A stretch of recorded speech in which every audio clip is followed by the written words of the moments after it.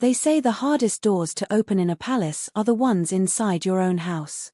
You can swing gates for motorcades and lay red carpets across stone that has seen 1,000 welcomes, but the quiet door between a father and a son, between a king and the boy who once raced him down a corridor in socks, can stick in its frame for years.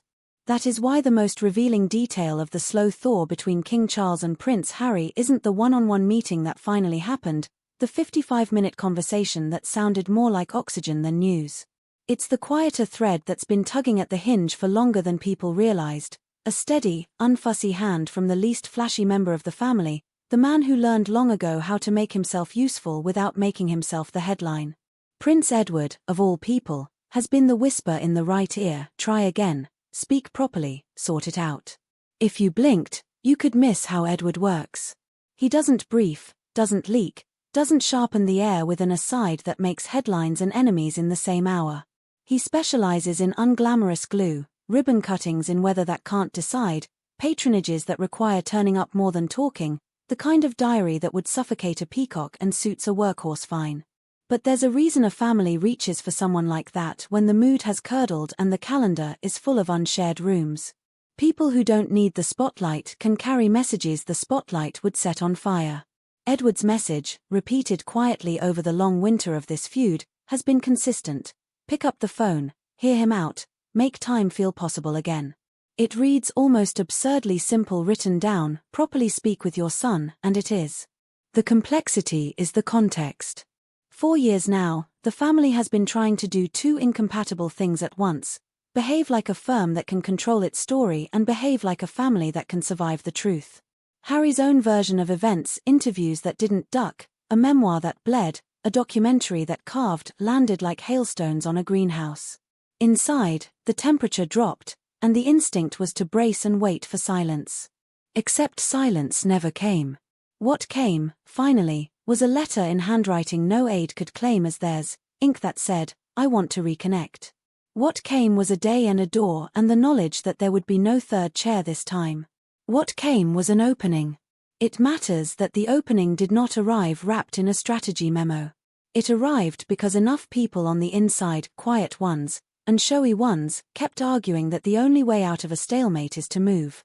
Edward's voice counted not because he is the king's younger brother, but because he is dependable in a house that remembers every wobble. He has never turned family business into daylight theatre. When asked, he has described the whole sad mess as very difficult, in that Etonian underplay that means heartbreaking. He has also done what few can manage under these lights: admit sympathy without choosing a side. "We've all had excessive intrusion," he once said, that plural doing all the careful work. You cannot take the fame away, you can decide not to aim it like a weapon at your own. The other thing that makes Edward useful is that he knows what it is to be translated badly in public and to keep going anyway. He has lived the long arc from unsteady experiments to seasoned obligation, from tabloid weather to calendar weather.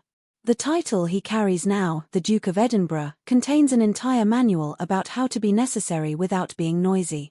People forget that duty, done right, is a craft. It needs rhythm, patience, a sense of proportion. It also needs the kind of temperament that can see beyond the present headline. Handled with care isn't dramatic enough for a push alert, but it is the only pace at which families heal. Which brings us back to the brothers. There's a reason the door opened where it did and how it did. A father can invite, a sovereign must weigh. A son can ask, a duke must navigate. Add a feud with an heir into that room and you can feel the temperature drop through the walls. William has spent years building a firewall between the future he is tasked with embodying and the volatility his younger brother learned to turn into agency. That firewall is not pettiness, it is policy. It says, the brand will not be borrowed, the crown will not be collateral, the next chapter will not be edited in a California living room. You can respect the logic and still admit what it costs. It costs proximity. It costs easy photos. It costs the kind of family overlap that lets children know each other in the wild and not only on FaceTime. Edward's instinct cuts across that cost without denying it. He isn't arguing to light a match to the firewall, he's arguing to build a gate in it. It is one thing to protect the institution from becoming a storyline in someone else's content, it is another to allow protection to harden into pride. A 10-minute call is not capitulation. A cup of tea that ends before anyone is tired of being civil is not surrender. Someone inside has to keep standing for the boring heroics, punctuality, show-upness, the habit of returning a message even when your pride would rather write a speech. Edward is that someone. He knows what can be saved simply by refusing to add weight to the wrong side of the scale. Consider the meeting that finally happened. 55 minutes is both longer and shorter than it sounds. Longer, because you can cover real ground in that span, apologies that aren't theatrical, explanations that don't aim to win, a few practical next steps that don't require a joint statement. Shorter, because love with history needs more than an hour to find its natural breathing again. But it was the right size for a test. There were no aides with clipboards, no chaperone chair to soak up tension, no optics to satisfy beyond. They spoke. It didn't fix the brothers. It wasn't meant to. It did something better. It proved that the line believed severed could still carry a voice without breaking. Somewhere in the background of that call and that room is the oldest truth about royal families. Reconciliations that are built to last are built out of ordinary things. Not summits. Not staged strolls. Habits. A monthly check-in that doesn't leak. A private birthday call made even if the internet doesn't deserve it. An invitation that has an easy off-ramp if the day is wrong.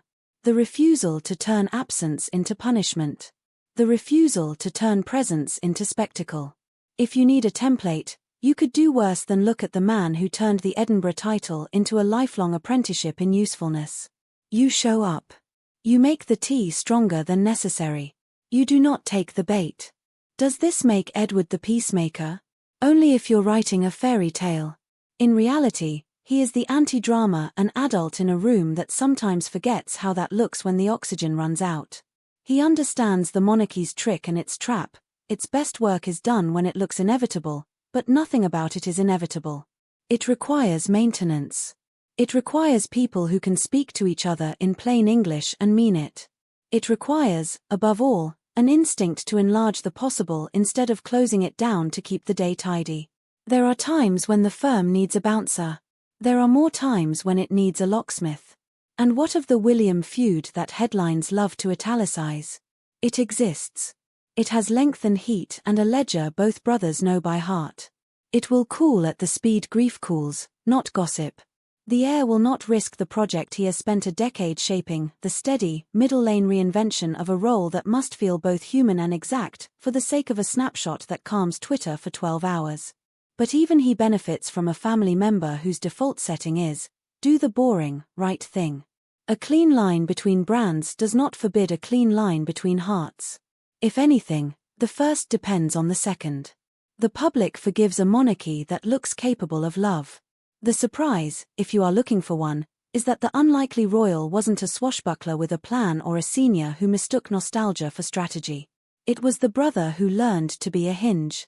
The man who can host the most municipal of engagements with the same seriousness he brings to the most gilded, because both, in the end, are about keeping a country's manners intact.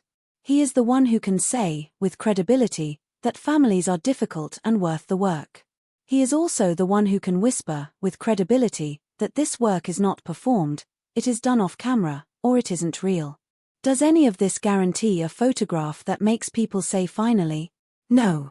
The only thing it guarantees is the thing grown-ups know to be good enough, another chance. Another quiet hour in a small room where a father can be a father and a son can be a son, without the monarchy vibrating through the furniture. Another week in which children can become a possible subject that doesn't spike everyone's pulse. Another month in which the absence of drama is allowed to be the story. And if those doors keep opening, even a crack, the rest will start taking care of itself. Trust grows in the dark. Schedules catch up later. If you want to measure whether any of this is working, don't watch for grand gestures. Watch for the banal. A line in a speech that thanks a person without overthanking them. A calendar note that adds a city by coincidence when two planes are passing through the same country. A tabloid drought, because droughts only happen when both sides cooperate. It will feel almost like nothing. That's how you know it's something. It will feel like maintenance. Every palace needs its showmen, audiences demand them. But houses stand because of joists no one notices until they fail. In this family, at this moment, the joist is a man whose usefulness has outlived fashion and is now, quietly, invaluable. He has asked the obvious, difficult thing over and over, talk to your son, and kept his voice even when the answer didn't arrive on his preferred timetable. He understands that sometimes the win is a phone call that begins with throat clearing and ends with see you soon. He understands that a reconciliation that lasts is not a scene, it's a habit. And he understands that a king who can put his crown down for an hour and pick up a conversation will be a better sovereign when he puts the crown back on. The hinge turned once. It can turn again. Unlikely heroes don't slam doors, they sand them, oil them, and check back quietly to see if the latch still sticks. That is the work. It looks like nothing. It is everything.